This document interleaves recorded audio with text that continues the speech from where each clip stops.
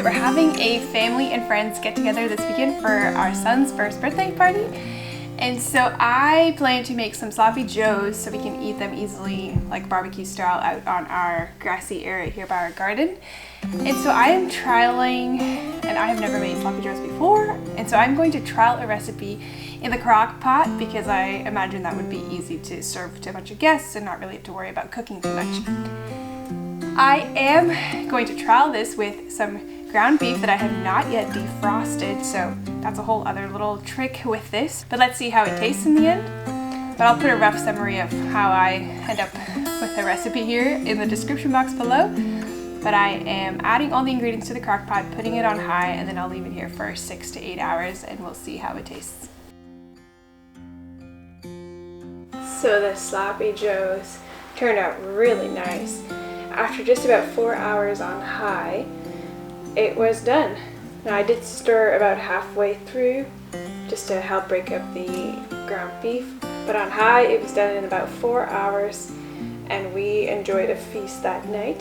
And I used this same kind of recipe with a little bit more ketchup for our actual party.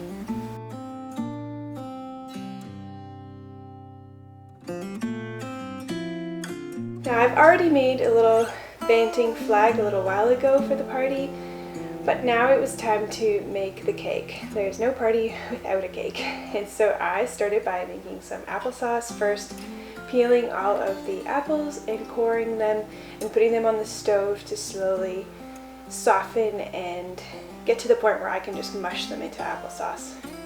And then I started the prep on the carrots by peeling every one of them and cutting off the edges that are a little bit past due. If I could make one suggestion, it would be to buy organic carrots. They just taste so much different than ordinary carrots. Obviously, probably to do with the taste and how they're growing, but trust me, the taste is totally different and you should do an experiment if you don't believe me.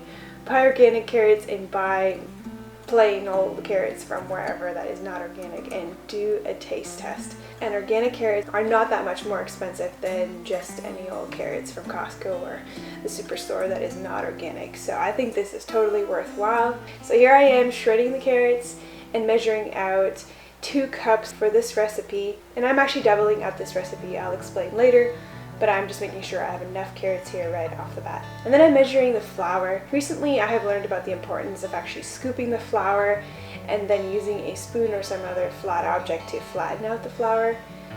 Apparently if you just scoop with your cup, you can scoop a whole lot more flour than you actually need for a recipe, but by scooping it with something else into a measuring cup provides the air pockets that are necessary for the measurement of flour and doesn't compact it all into the cup like you would otherwise if you just scooped with your cup. And then I'm adding the baking soda and the baking powder. And I'm starting by mixing all the dry ingredients into a medium bowl. Mix that all together and it's ready to go, and put that aside.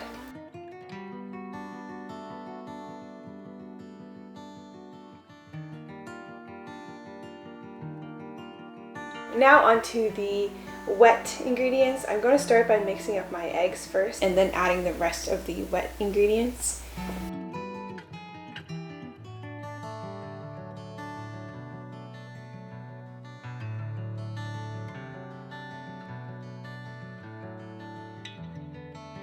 Next I'm adding the honey.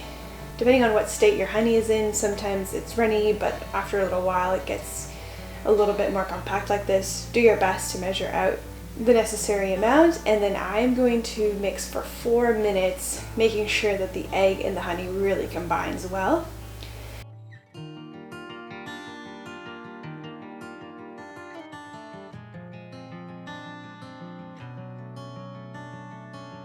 And then I'm checking on my applesauce because that is going to be necessary at this point. And by now they are soft and mushy. It really doesn't take long if you are dividing them, if you are cutting them into small slices. So I'm mushing that and then adding the rest of the wet ingredients, which is the oil, the vanilla, and the applesauce, and then mixing that together.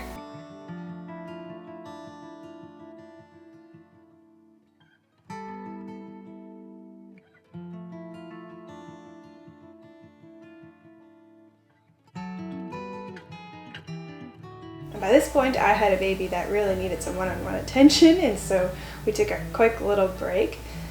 But then I came back a little later and added half of the flour mix into the wet ingredients, stirred that in, and then added the rest of the flour and stirred that in.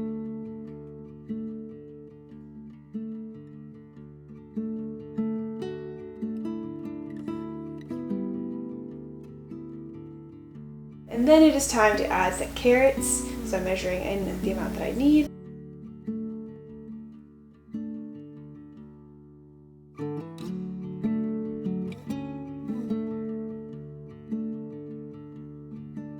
And at this point, I also want to be adding in my nuts.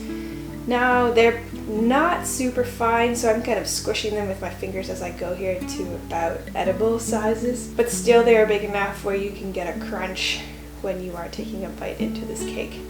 Mixing that all together, and you see an extra bowl over here where I have another batch happening, and this is kind of what the batter looks like in the end. And I butter our pans to make sure that the cake doesn't stick, and you'll see I've got 4 pans here. That is because I am making twice the amount. I plan to make a cake that has nuts in it and one that doesn't have nuts in it for baby, and in case there's somebody else at the party that can't have nuts.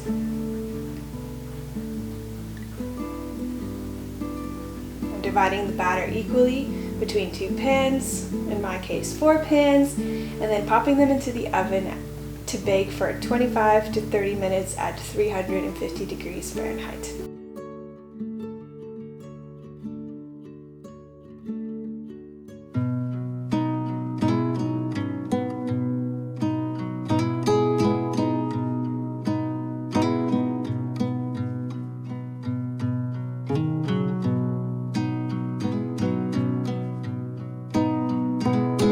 Now a little while later, I started making my frosting. I actually tried a cashew butter frosting first, but I was not impressed with it. So I went on with a cream cheese frosting. So I'm measuring out my cream cheese and then adding the butter. And I'm going to mix these 2 things together first, making sure they are nicely combined before adding the rest of the ingredients. Now this recipe is going to be just with honey as a sweetener, and that is a bit of a surprise because it is so hard to find a cream cheese recipe that does not have sugar in it. But I have tested this recipe with honey instead of sugar, and it really works and holds up its end. So I added the honey, added the vanilla, and a little splash of milk here.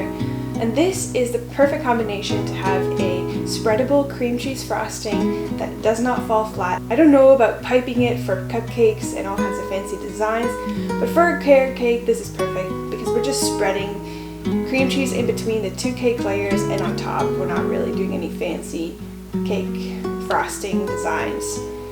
So I'm not sure if it'll work for that, but for this purpose it's working well. As I'm mixing, I'm scraping down these sides with my spatula, making sure everything gets combined really nicely.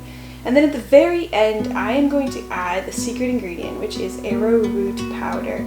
You could use cornstarch, which is not as healthy, of course, but arrowroot powder is, and it'll act as that thickening agent that we want to kind of keep the shape of this cream cheese frosting and really help it to be frosting-like and not, you know, too much like a butter.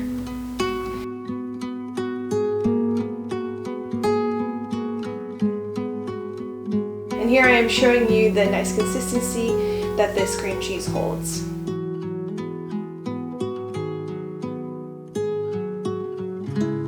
And now my favorite part, the actual decorating.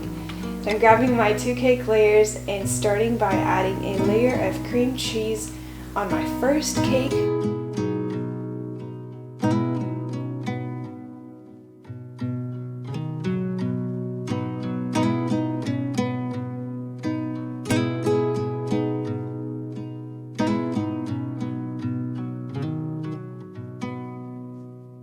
At this point you can really layer it on.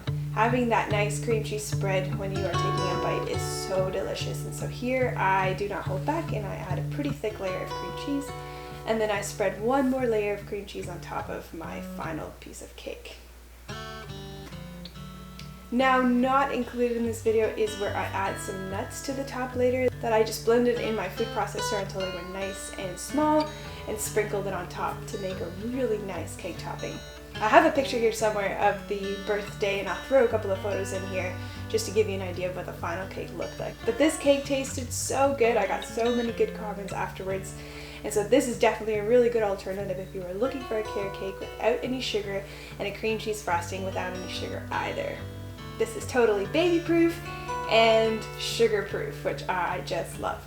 And I love this kind of homemaking stuff. We have the day-to-day tasks that we have to do in the house that are kind of repetitive, but every now and then there's a party or some kind of event to plan for where I get to make something special like this. And so thank you for joining me. I hope that you have found this helpful and that you also can now write this recipe down and have it in your arsenal if you are trying to make a carrot cake that is sugar-free. If you like content like this, would you consider sticking around, subscribing to our channel, and catching some of our upcoming content? Alright, see you, bye.